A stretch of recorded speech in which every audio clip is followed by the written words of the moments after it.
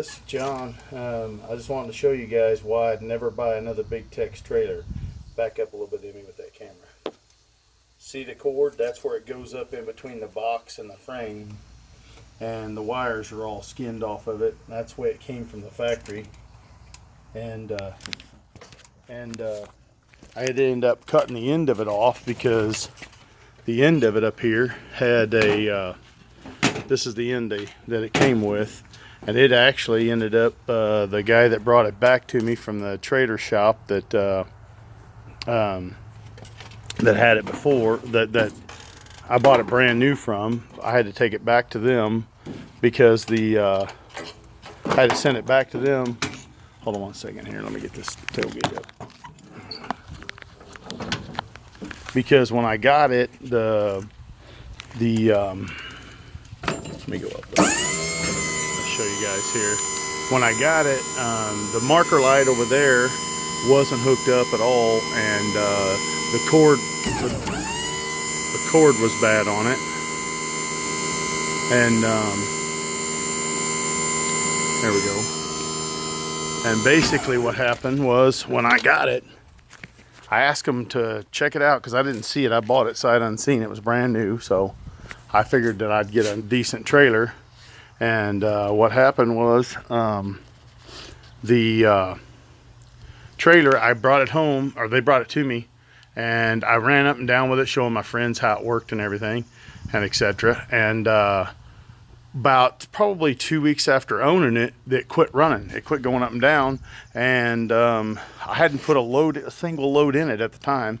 And the battery that's in this battery box right here was an Interstate battery. It died on me, so it was bad. So what ended up happening was I took it back. I had to go drive down to Interstate down in Kansas City to get a new battery, and none of the grease fittings had any grease in them at all. None of the grease fittings had any grease in them at all. The hubs had very, very little grease in them. And what they did was, in the factory, on these bolts on this side, you see those bolts right there where they come through the frame, and you'll notice that this frame is lower in the front right here. See how it's lower in the front? Hopefully that'll focus. Come on, focus. There we go. See how it's lower right here than it is in the back? That's because that whole thing is tweaked, because these two bolts were cross-threaded and were probably, the nuts were only on there about maybe a half an inch to 3/4 of an inch. So basically the whole time it was going up and down, it was chewing the inside of this frame up. The inside of this frame and this frame right here, the threads and this frame right here is chewed up to where the hole is no longer round. It's like egg shaped. So I called Big Tex and talked to their like regional rep over all the Midwest here, and he told me that that they wouldn't come get it. I had to bring it back up there. I didn't have a single load in it. I mean, there was not a scratch in the bed. Took pictures of it, showed him I hadn't put a load of anything in it. And he told me that basically I had to bring it back up there. Well, I raised enough cane with the local dealership. They came back down and got it. And when I called Big Tex originally, they told me that there wasn't the only closest dealer was this place up in the middle of Missouri somewhere, about 150 miles from me. I didn't know there was one right over here in Independence close to me. They didn't bother sharing that, but that wasn't a company store, so that's why they didn't share that apparently. But if you look right here, if you see, there's like, I don't know if you can see it, yeah, see the dirt and oil? The dirt and oil coming out of there? They said basically that vent tube, right, there's a vent right here. They said it vents out of this and comes back over this way.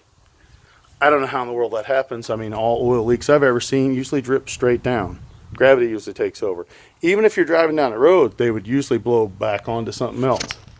So this seal is leaking, has been leaking since day one. You can see where it's rusted, where the hydraulic fluid's eating the rust, eating the paint away from it. And it's been leaking since day one.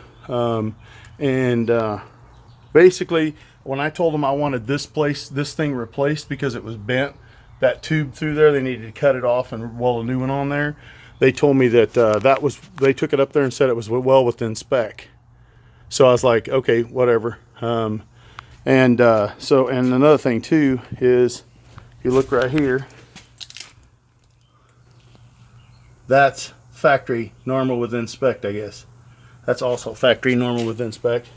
And if you see my other video on this trailer, I drilled a hole in that, and there was probably, because the second time I used it, this chain broke, so I had to make a new one up.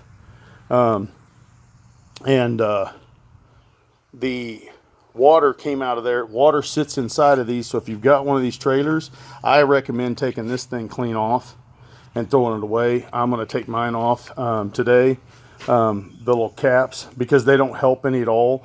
They actually hold the water in there. At least the heat would let the water evaporate. And I drill a hole in the bottom of that to get it to drain out. And if you look right in the middle of the trailer, I mean, I built some stuff in my life. If you look at that right there is a weld bubble sticking up through the middle of the trailer. I mean, don't go in there and hit that with a grinder when you find it at the factory. Like I said, there was zero quality control on this trailer, because like I said, and also the brakes were locking up on it. I had to have them looked at also. I've owned this trailer for about a year now. I've hauled about probably 14 loads of gravel in it. That's what I've hauled in it. It pulls great. I got no complaints about that. The brakes are kind of iffy. I mean, I don't know why. They're just kind of like, you touch the brakes and they work great sometimes, and then sometimes they don't work great. And they were saying it's the ground on my truck. I've looked at my truck. There's no problem with the ground. But if you look at the slot right there, I understand you got to have some adjustment, but why would you have adjustment that direction? I mean, when you're lifting a load, if you look at that side over there, see the huge washer they put on it to cover up the hole? That was their fix to that. The lid broke the first day I used it. First day I brought it home and closed the lid. This thing right here was about that much longer, so when I slammed it down, it ended up blowing the rivets out of this, and it busted this handle inside here. And you can see where it's still hitting on the inside. They cut it shorter, and it's still hitting on the inside.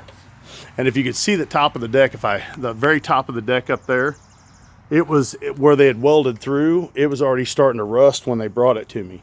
I couldn't believe they delivered it that way. Like I said, this is the remote control, which only works if you're standing outside the trailer right here. It won't pick you up from behind the trailer where you should be looking up in the trailer.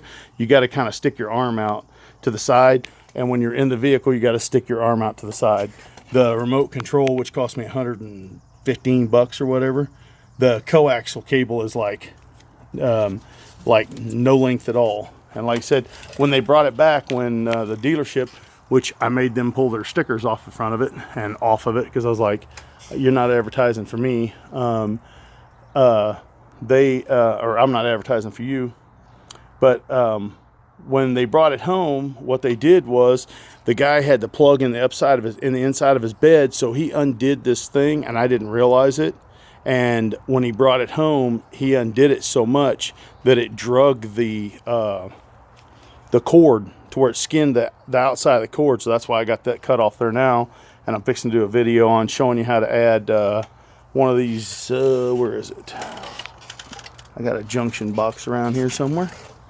What did I do with it? You see the junction box, Emily, for this? With the cable with the box? What I did with it? You see it anywhere? I got a junction box around here somewhere. Here it is right here. I'm going to add one of these. Sorry for the delay, but that's what I'm at. I'm going to put that probably right here, I think. I'm either going to put it right there or down here, but I'm probably thinking about putting it right there. Only that it'll be mounted that way. And then running the wires back up through here and connecting them. But basically that way, if I ever want to change the pigtail, I just got to open that box up, and there's terminals you can terminate the wires to. and I figure that'll be a lot better than what they got going on down there with that wire coming out of there. And like I said, it's all skinned up, and that's probably why the brakes are not working.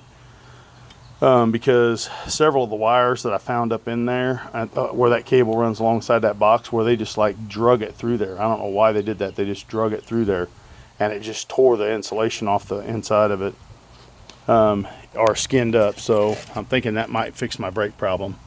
But the Marine Charger went bad, had to replace it. Would not recommend. I would ask them, if you buy one, not to get one with a battery, if you can get a battery, because the battery that I got in mine was 1.5 years old, where it's sitting on, I guess, on a pallet or something forever before they built the trailer. And so that was kind of frustrating, getting a battery for it.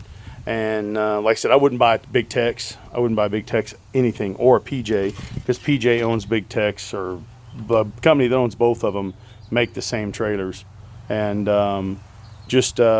like I said, it was 11,000 or 10,970, and then I got the spare and the remote, so it made it like 11,000 something dollars. And just absolutely not impressed with it. Can't recommend anybody but SureTrack. I've seen their trailers. Wished I'd have bought one of their trailers. This one had more load capacity and a cheaper price, and that's why I went with it, was the more load capacity, not so much the cheaper price, because I had the money to buy the other one. But I thought the more load capacity would be better, not thinking that the reason they got more load capacity is because they skimped on a lot of stuff. If you look at a SureTrack trailer, they are nothing like these. I mean, they are nothing like these. They are built way better than these. I mean, way sturdier, in my opinion. This is all my opinion. This is all my opinion about it. Like I said, this has been my experience. I can't tell you what to do, but I can tell you that what I would not ever do again is buy another Big Tex product. So anyway, hope that helps somebody out there make a decision, or help figure out stuff. Because like I said, this was when you'd slam this lid down, it would literally bounce up. And it actually, if you look at this, it's still, let me get that out there. Where I got, oh, that box is in the way.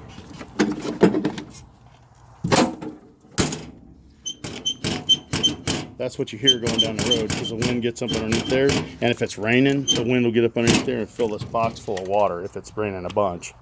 It's got holes in the bottom that the water drains out, but bad design. I mean, really bad design. I don't know why this isn't in the center, and there isn't some kind of just a rubber stopper or something to hold this lid down where it stays down against there.